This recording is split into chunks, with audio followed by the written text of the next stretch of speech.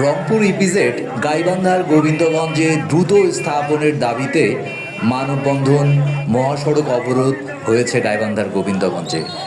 আজ গাইবান্ধার গোবিন্দগঞ্জে রংপুর ইপিজেড স্থাপনের দাবিতে মানববন্ধন কর্মসূচি অনুষ্ঠিত হয়। সেই মানববন্ধন শেষে একটি বিশাল বিক্ষোভ মিছিল অনুষ্ঠিত হয়। মিছিলটি থানা মোড় চার মাথায় এসে মানববন্ধন এবং ঢাকা রংপুর মহাসড়ক অবরোধ করে। ঘণ্টাব্যাপী ধরে এই ঢাকা রংপুর মহাসড়ক অবরোধ করে রাখে ইপিজেড দাবিতে আন্দোলনরত গোবিন্দগঞ্জের সাধারণ জনগণ। তারা দাবি করতে থাকে দ্রুত ইপিজেড বাস্তবায়ন করতে হবে, গোবিন্দগঞ্জে দ্রুত ইপিজেড বাস্তবায়ন করতে হবে। গুটি কয়েক লোকের স্বার্থান্বেষী কার্যক্রমের কাছে গাইবান্ধার গোবিন্দগঞ্জের অত্র এলাকার মানুষের ভাগ্য উন্নয়নের এমন বড় একটি সুযোগ হাতছাড়া হতে পারে না, তারা দাবি করতে থাকে দ্রুত ইপিজেড স্থাপনের এবং প্রশাসনের কাছ থেকে আশ্বাসের অপেক্ষায় তাদের এই অবরোধ কর্মসূচি আরও দীর্ঘায়িত হয়।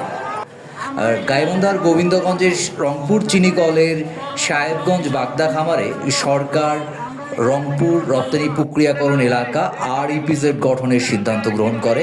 সেই জায়গায় নিজেদের বাপদাদার দাবি করে আন্দোলন করছে গুটি কয়েক ব্যক্তি।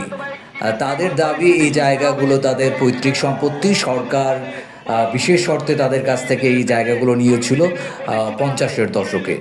মানববন্ধন ও বিক্ষোভ সমাবেশ এবং অবরোধ চলাকালে বক্তারা বলেন, অনেক আগেই এই জায়গা মীমাংসিত।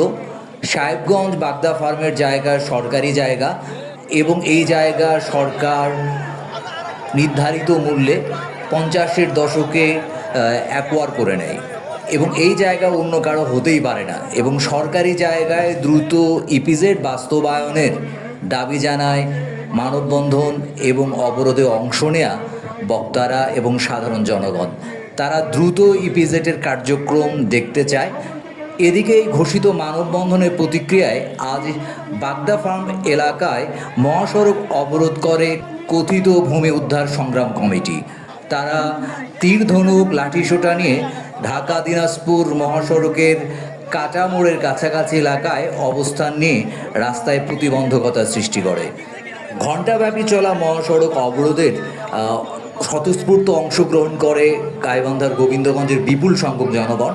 তারা ইপিজেডের দাবিতে লাগাতার কর্মসূচি সহ বিভিন্ন ধরনের কর্মসূচি দেওয়ার অঙ্গীকার ব্যক্ত করে। মানববন্ধনে